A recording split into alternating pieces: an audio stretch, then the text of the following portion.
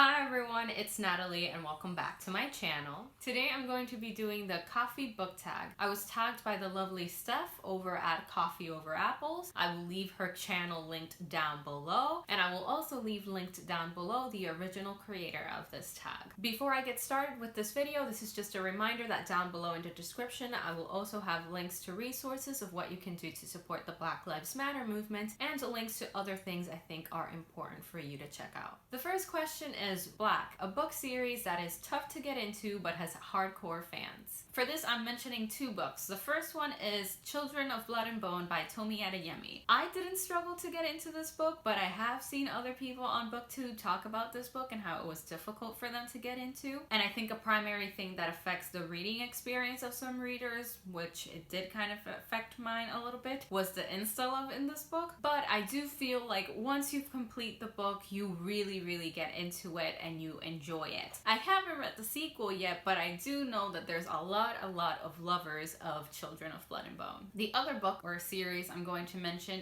is the Wayfarer series by Becky Chambers. The first book is A Long Way to a Small Angry Planet. This series definitely is hard to get into, especially if you're not into character-driven novels, but those who get into it do really love it. I'm one of those people. I fucking love this series. I think it's fantastic. Becky Chambers always delivers the content I'm looking for, and I know that a lot of other people as well, once they get into it, they're really fans of it. The second question is Peppermint Mocha. Name a book that gets more popular during the winter or a festive time of year. For this prompt, I'm going with The Afterlife of Holly Chase by Cynthia Hand. Personally, I have not read this book. I really haven't. All I know is that I think it's a retelling of whatever the one is with Scrooge, where the ghost of the past and the future and the present, whatever, whichever is A Christmas Carol.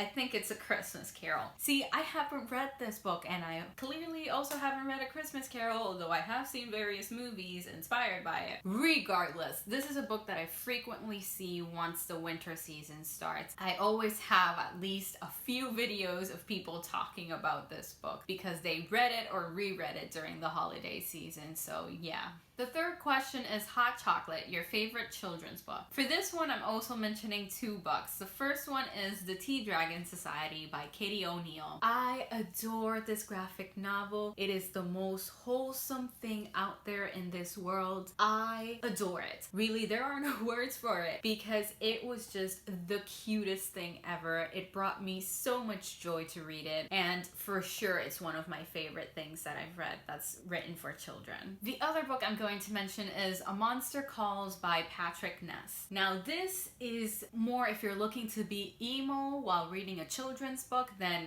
check this one out. I love it. I have not been able to read it again since I read it in 2017 because it hit a little bit too close to home, but honestly so worth a read. Such an excellently written children's book. Really, I love it. The fourth question is Double Shot of Espresso, a book that kept you on the edge of your seat. Okay, hear me out. I think romance is an excellent genre to get you on the edge of your seat. Now listen.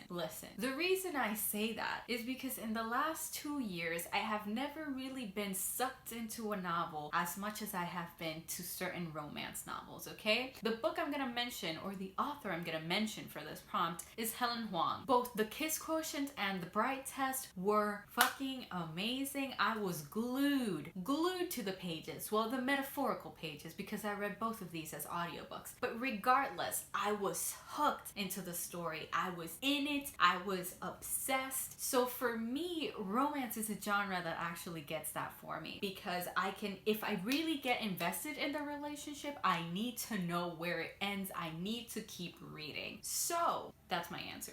The fifth prompt is Starbucks, a book you see everywhere. Especially this year, that has to be The Cemetery Boys by Aiden Thomas. I see this on Twitter all the time. I see people mention it on BookTube all the time. And honestly, I couldn't be happier about it, okay? I love seeing this book everywhere. I'm dying to read this book. I pre-ordered it because I keep seeing it everywhere. And I'm really looking forward to reading it because I hope the hype is real. I hope the book delivers. and even if it doesn't deliver everything I wanted, I will still be happy about it because we need more trans Latinx books, okay? We just do.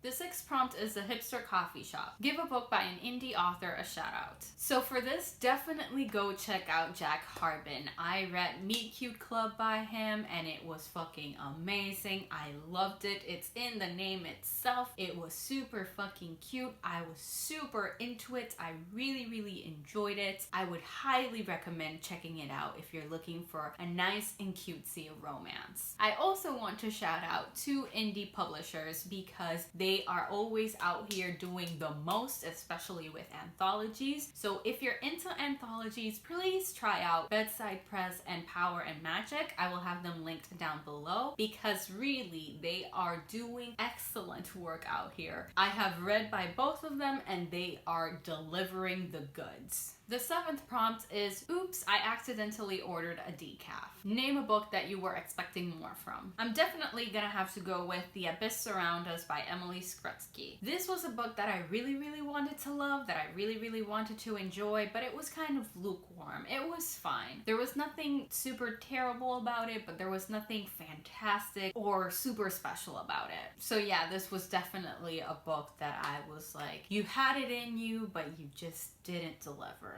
The eighth question is the perfect blend. Name a book series that was both bitter and sweet, but ultimately satisfying. I for sure have to go with My Brother's Husband by Gengoro Tagame. This manga series, if I ever stop talking about it, it is because I am dead. I love this 2-volume series. It is incredible. It has exactly what this prompt says. It has sweet moments, it has bitter moments, but in the end of the series, you're like, that was fucking amazing. That was great. So yes, this is the perfect blend. This is amazing. I love it. Another series that I just felt like I had to put in here because I'm trash for it and I do think that it has it all is the Foxhole Court or the All for the Game series. Now listen, is it trash? Yes. Is it sometimes a lot poorly written? Yes. Do I love it? Yes, I fucking live for this series and it's exactly that. It has moments that are very bitter, some fewer sweet moments, and then the ultimate finale is super satisfying. So I'm gonna mention it here because it's my channel and I